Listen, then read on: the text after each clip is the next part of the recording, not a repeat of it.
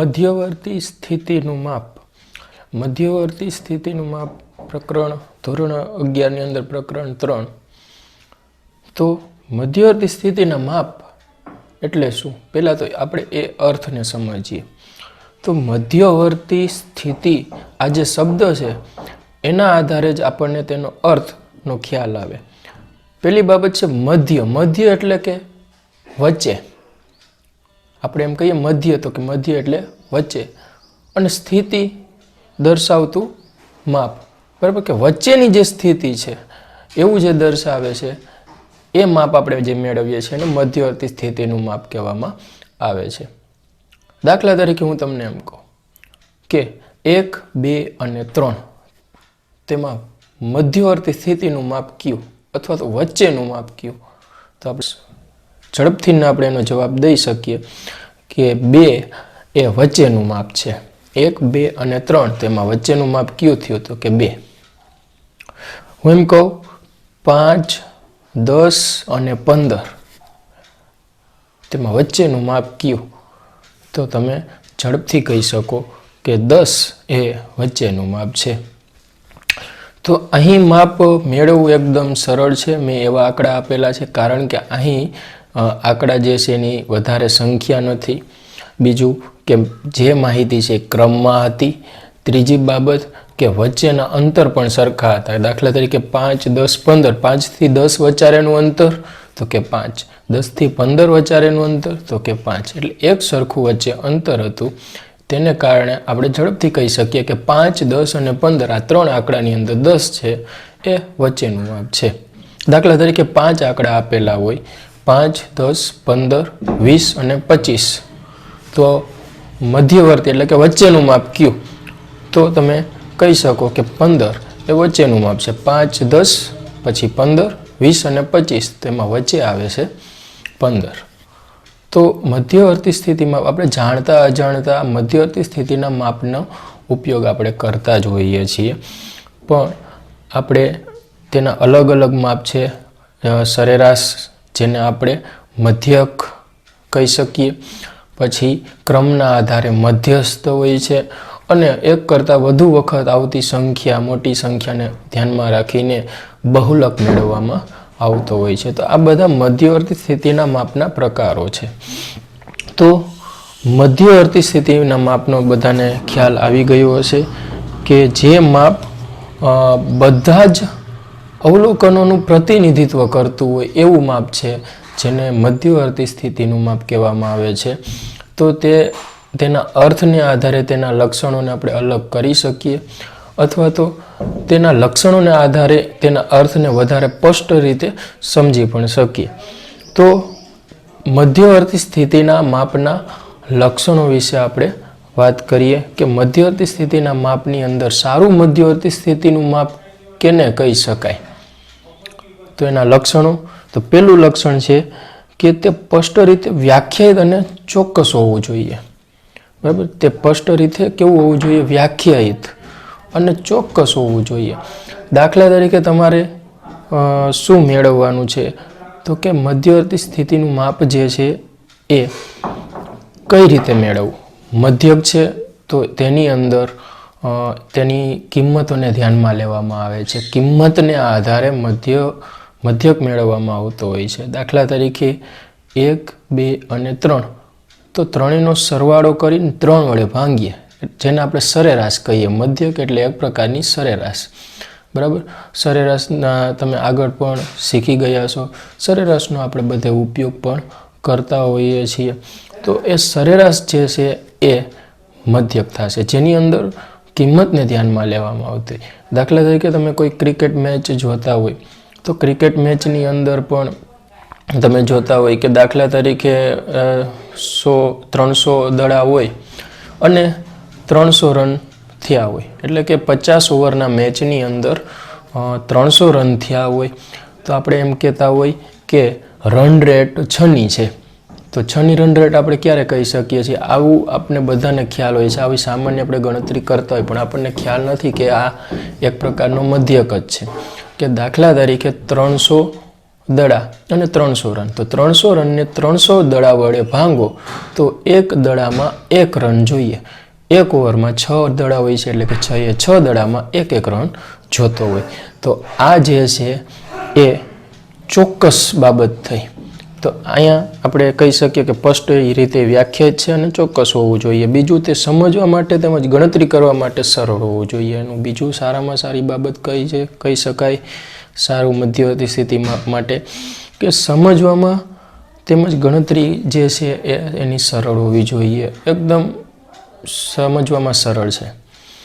દાખલા તરીકે મેં તમને હમણાં જ કીધું કે 300 દડા અને 300 રન. તો રનને તમે દડા વડે ભાંગો એટલે એક દડામાં કેટલો રન જોઈએ છે તેનો તમને ખ્યાલ આવી જાય. દાખલા તરીકે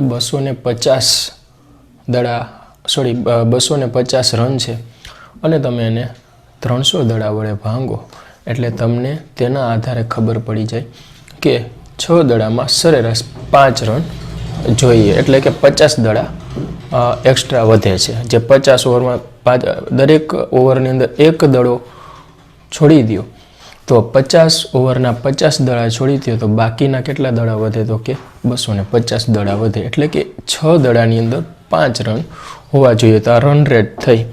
તો આવી રીતના ગણતરી એની એકદમ સરળ છે, સમજવામાં પણ સરળ છે. ત્રીજી બાબત, તે માહિતીના બધા જ અવલોકનો પર આધારિત હોવું જોઈએ.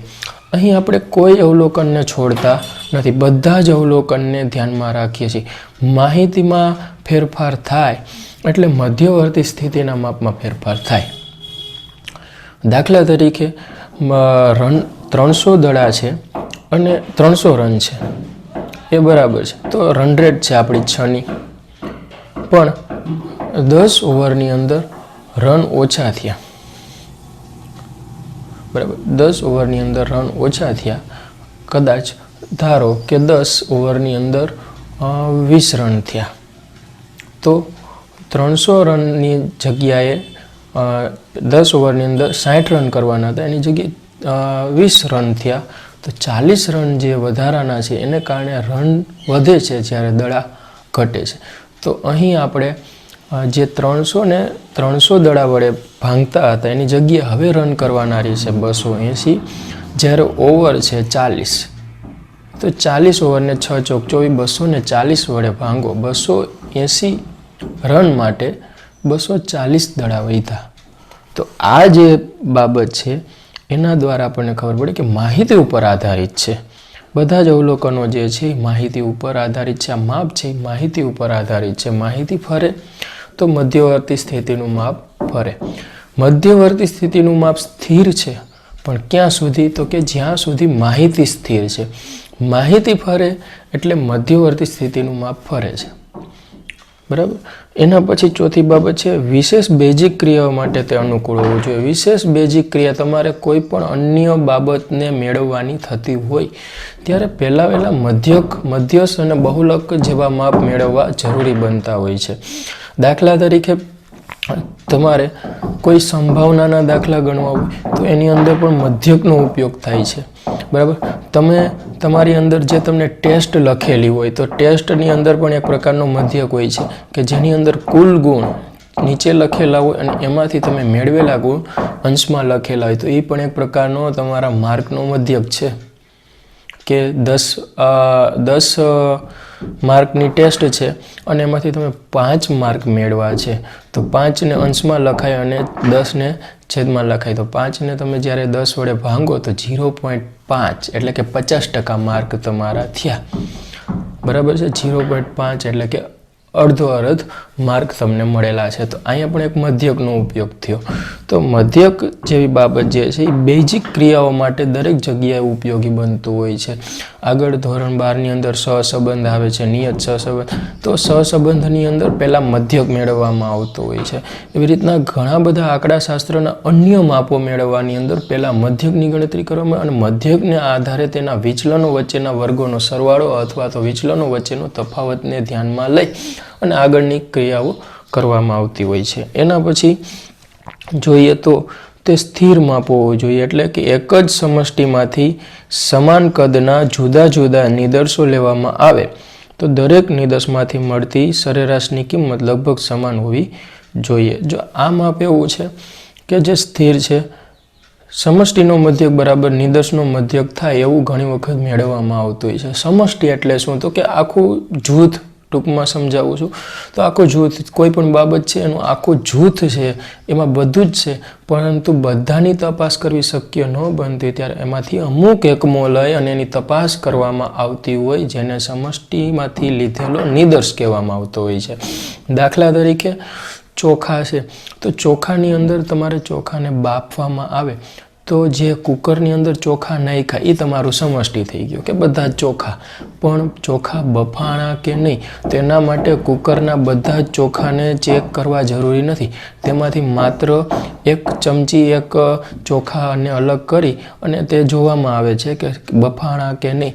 બરાબર, જે બફાણા હશે એવા બધા જ ચોખાની અંદર એટલા જ બફાણા હશે. ઓછા બફાણા હશે તો આપણે ફરીથી તેને બાફશું.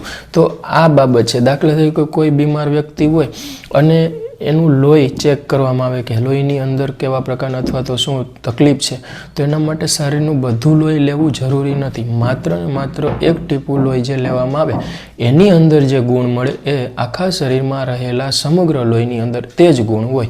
તો આ બાબત અહીં બાબત છે કે મધ્યવર્તી સ્થિતિનું માપ પણ એવું જ છે કે જે બધા જ અવલોકનોનું પ્રતિનિધિત્વ કરતું હોય. એટલે કે બધા જ અવલોકનની વચ્ચોવચ્ચ સંકળાયેલું છે. એટલે કે બધાથી અંતર સરખું છે. નાનું અવલોકન છે ત્યાંથી પણ તેનું અંતર એટલું જ છે, અને મોટો અવલોકન છે ત્યાંથી પણ તેનું અંતર સરખું છે. દાખલા તરીકે 5, 10 અને 15. તો 10નું અંતર છે 5થી કેટલા દૂર છે? તો કે 5. અથવા મોટું અવલોકન કયું? તો કે 15. 15થી ને 10 કેટલું દૂર છે? તો કે 5. એટલે મધ્યવર્તી સ્થિતિમાં એવું છે કે દરેક અવલોકનોથી સરખા અંતરે, એટલે કે બધાનું પ્રતિનિધિત્વ કરતું હોય. એટલે કે નાના અવલોકનની કે મોટા અવલોકનની અસર એના ઉપર વધારે થતી નથી. એના પછી તો છઠ્ઠું છેલ્લું હમણાં મેં વાત કરી જ કે કેટલાક અતિ મોટા અથવા અતિ નાના અવલોકનોની તેના પર વધુ અસર ન થવી જોઈએ. કોઈ અવલોકનો અતિ મોટા છે અથવા તો અતિ નાના છે તો એની અસર સૌથી ઓછામાં ઓછી કયા અવલોકન ઉપર પડે? તો કે મધ્યવર્તી જે વચ્ચેનું જે માપ છે એના ઉપર ઓછી પડે. દાખલા તરીકે 5, 10, 15.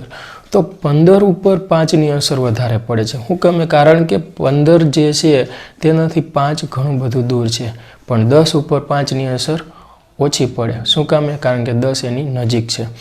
એવી જ રીતના 15થી પણ 5 જે છે એની અસર પણ વધારે થાય અને 5 ને 15ની અસર પણ વધારે થાય, પણ બંનેની અસર ઓછીમાં ઓછી કેને અસર લાગુ પડે છે? તો કે 10ને. કારણ કે 10 એવું વચ્ચેનું માપ છે કે 5 બાજુથી પણ સરખા અંતરે આવેલું છે અને 15 બાજુથી પણ સરખા અંતરે આવેલું છે. તમને ખ્યાલ આવી ગયો હશે કે મધ્યવર્તી સ્થિતિનું માપ એવું છે કે જેની અંદર સૌથી મોટા અવલોકનો હોય એની પણ અસર બહુ થતી નથી અને સૌથી જે નાના અવલોકનો છે એની અસર પણ બહુ વધારે થતી નથી.